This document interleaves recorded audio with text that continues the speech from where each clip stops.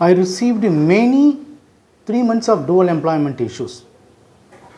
3 months of dual employment issues will create very critical problem in your profile. Most of the cases, your HR people will ask you to shut down your job by giving result saying that your BGV failed. Okay? 90 days of overlapping will not help you to get the opportunity in future organization. So you need to shut down your career. But luckily there is a very worst case suggestion I can suggest you. If you are okay, you can approach to me. My suggestion is completely alternative way. Don't ask me to delete the entry, don't ask me to remove the entry, or don't ask me to edit the date. That is not possible, honestly speaking. You can use alternative, very worst case suggestions that will help you to get the opportunity.